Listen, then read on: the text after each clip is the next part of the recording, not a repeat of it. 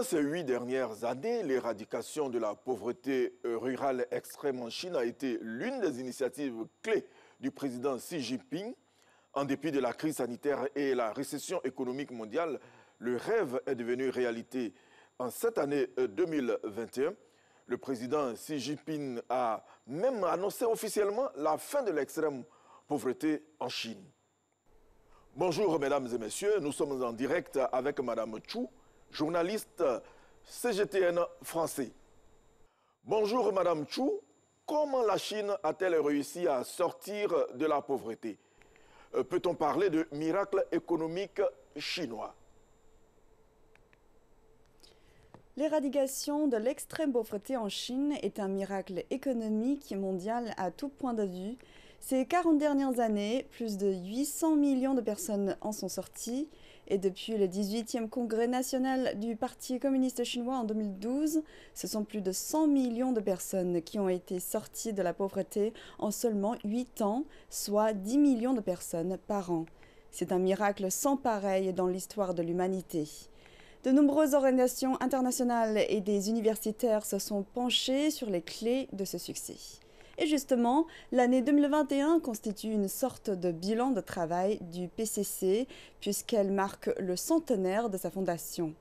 Il n'y a pas vraiment d'exemple comparable dans l'histoire lointaine ou proche de partis politiques qui ont fait comme le Parti communiste chinois en termes de réduction de la pauvreté. Depuis sa fondation, le PCC s'est donné pour mission d'apporter le bonheur au peuple chinois et le renouveau à la nation chinoise. Un parti n'est pas une machine qui fonctionne seule, il y a des hommes et des femmes derrière. C'est presque la définition même de l'existence du PCC. Le socle, c'est le peuple. Sans le soutien et la coopération des citoyens, rien n'est possible. En Chine, la campagne anti-corruption aurait échoué sans le soutien de la population. Il en va de même pour la lutte contre la pauvreté. Dans certaines zones les plus reculées, il a fallu proposer aux habitants de solutions de relocalisation des endroits les plus proches des villes où les conditions de vie étaient bien meilleures. Certains ont accepté cette relocalisation et d'autres ont décidé de revenir à la campagne après avoir goûté au confort moderne. Mais dans tous les cas, rien n'aurait été possible sans la coopération du peuple. Cette formidable coordination humaine a permis au système politique chinois de développer un solide esprit de solidarité tant au niveau national qu'au niveau local. Par exemple, la riche province du Guangdong a aidé celle du Tibet, du Xinjiang et du Guizhou. Dans toute chose, le rôle du PCC a été fondamental. Deng Xiaoping souhaitait que le pays tout entier parvienne à une prospérité commune en laissant d'abord la population accéder à de meilleures conditions de vie, et c'est exactement ce qui s'est passé. Qui sont les artisans de ce succès? Quelles ont été les étapes à franchir pour achever cette mission?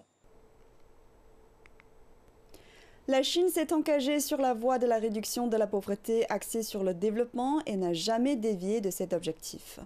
Le gouvernement voulait éradiquer l'extrême pauvreté de son sol à la fin de l'année 2020 et cela a été fait. En réalité, cette volonté de sortir le pays de la pauvreté existe depuis 1949, l'année de la création de la Chine nouvelle. C'est le fruit de 70 ans de travail acharné. On peut décomposer cette lutte anti-pauvreté en 3 étapes distinctes. La première couvre les années 1949 à 1978. Durant cette période, le gouvernement a mis en place des réformes institutionnelles dans le but de réduire la pauvreté en milieu rural. Grâce aux réformes foncières, le droit à la propriété pour les paysans a été assoupli et les infrastructures rurales ont été améliorées ainsi que les structures d'éducation et de santé. La technologie a commencé à arriver dans les campagnes et progressivement, un système de sécurité sociale a vu le jour. La production céréalière a augmenté de 169% et la mortalité infantile s'est effondrée de 75% alors que l'espérance de vie augmentait. La seconde étape concerne la période allant de 1978 à 2012. C'est vraiment à ce moment que la lutte contre la pauvreté axée sur le développement est devenue une politique nationale prioritaire, également appliquée au niveau des provinces et des régions. La Chine a successivement promulgué et mis en œuvre le programme prioritaire de réduction de la pauvreté sur 7 ans, de 1994 à 2000, et le plan de développement et de réduction de la pauvreté dans les zones rurales de 2001 à 2010. Comment cela s'est-il concrétisé ? Le gouvernement a dressé une liste très précise des zones les plus touchées par l'extrême pauvreté et a établi un système de réduction de celle-ci sur 4 niveaux, partant du gouvernement central jusqu'au niveau des cantons. Des mécanismes de coordination ont supervisé l'amélioration des infrastructures, des télécommunications, de la qualité de l'eau, etc. La troisième étape a donc commencé en 2012 et l'objectif d'éradication de l'extrême pauvreté d'ici la fin de l'année 2020 a été tenu, conduisant au miracle dont nous avons parlé au début. Cette fois-ci, il s'agissait de vaincre la pauvreté en utilisant des méthodes ciblées, en travaillant au plus près avec les populations concernées. Ces méthodes ont été diverses. Incitation à la création de micro-entreprises, relocalisation, proposition de formation professionnelle et éducative, mise en place d'un revenu minimum et allocation aux handicapés et aux malades. Pour ceux qui nous prennent en marche, je rappelle que nous sommes en direct avec Mme Chou de CGTN français. Qu'est-ce qui permet d'affirmer que la Chine est vraiment sortie de la pauvreté ? Et quels sont les indicateurs actuels du seuil de pauvreté dans le pays? 4 critères ont été définis pour mesurer la sortie de la Chine de l'extrême pauvreté. Tout d'abord, le revenu annuel des agriculteurs par habitant devait dépasser les 4 000 yuan, soit 564 $ américains. Deuxièmement, l'efficacité des services publics situés dans les zones défavorisées devait se rapprocher de la moyenne nationale. Ensuite, les personnes les moins aisées ne devaient plus devoir se soucier de la nourriture et de l'habillement.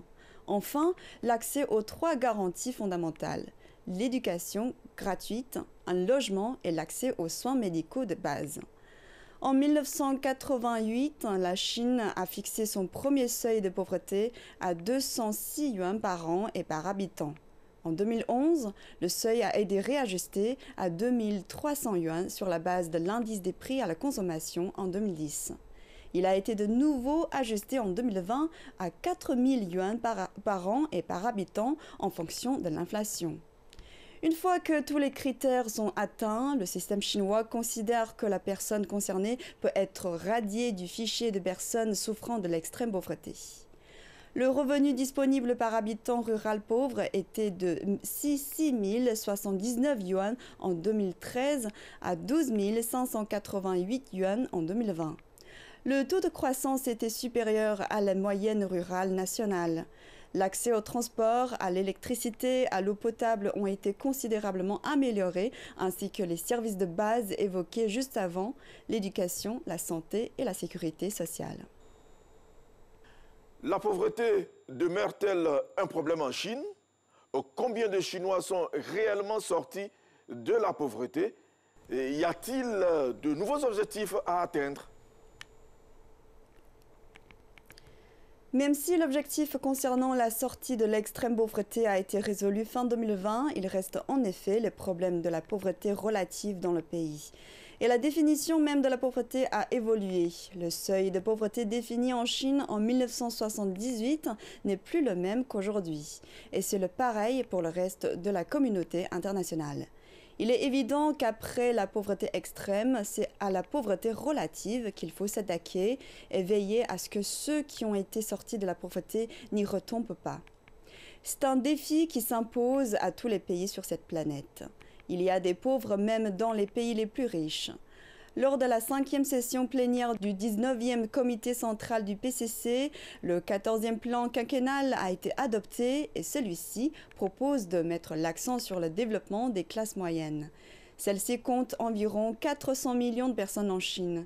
Si nous nous projetons d'ici 10 ou 15 ans avec 700 millions de Chinois appartenant à la classe moyenne, il est évident que la pauvreté sera plus facile à combattre. Vous l'avez compris, le combat est encore loin d'être terminé, mais il se poursuit. Xi Jinping a beaucoup misé sur la redynamisation des zones rurales. Le jour même où il annonçait que la pauvreté extrême était éradiquée, il a mis en place une nouvelle organisation gouvernementale chargée de la revitalisation rurale.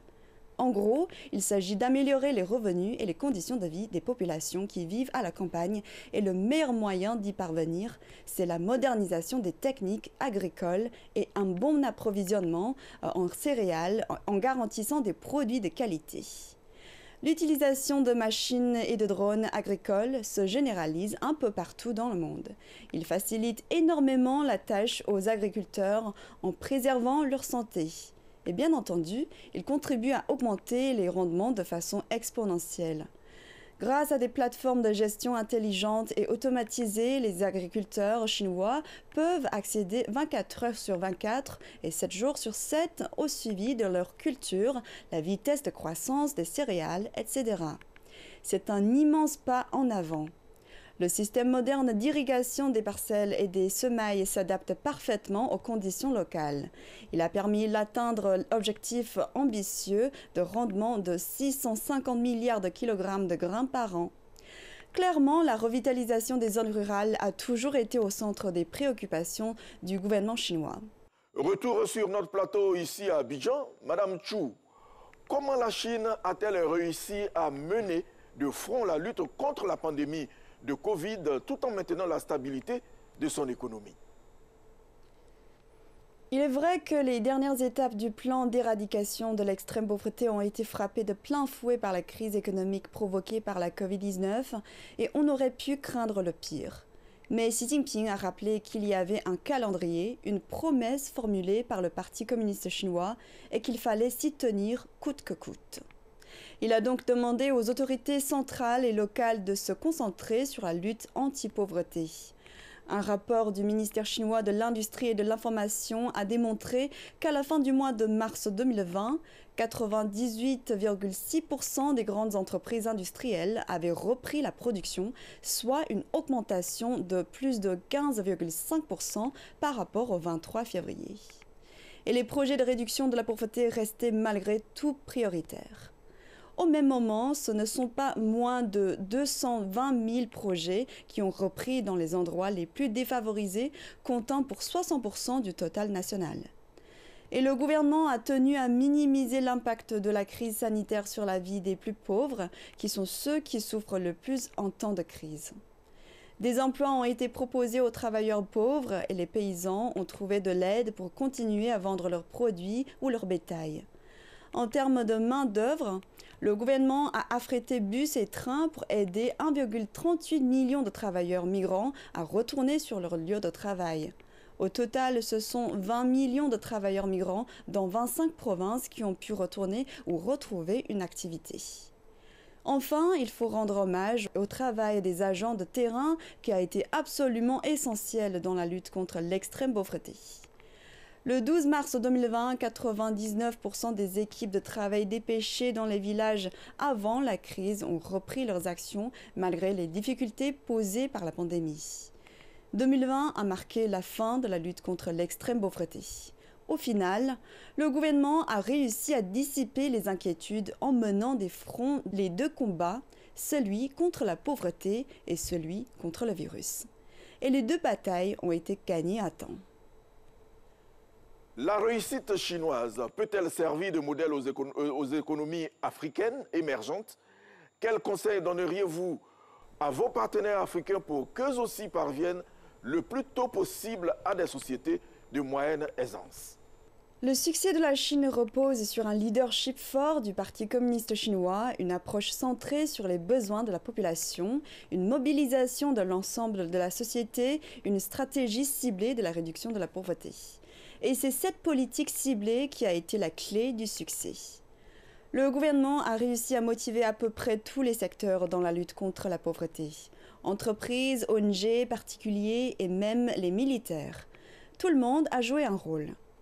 Ce que je préconise pour les autres économies en développement, c'est d'adopter cette approche ciblée de la population en mettant en place des programmes de lutte contre la pauvreté.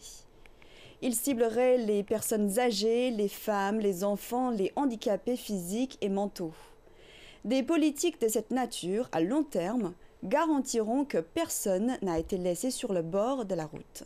Et il faut des objectifs précis dans des temps terminés, en veillant à ce que les délais soient respectés. Les politiques de lutte contre la pauvreté nécessitent la mise en place de réformes régulières et des innovations opportunes pour garantir un développement socio-économique équilibré, qu'il s'agisse des zones urbaines ou rurales. Ne négligez aucun lieu, ne laissez personne de côté. Voilà ce qui fait ces politiques sont pertinentes. Effectivement, les pays émergents pourraient s'inspirer du niveau de développement des infrastructures en Chine, en ville et en campagne, en observant de quelle manière tous les défis ont été relevés. Électrification des zones les plus difficiles d'accès, construction de réseaux routiers sur des terrains accidentés, accès à l'eau potable, construction de logements, etc. L'adoption d'une approche axée sur le développement pour combattre la pauvreté a fait des miracles en Chine. Pourquoi pas ailleurs? Nous étions en direct avec Madame Chou, journaliste de CGTN français. Merci.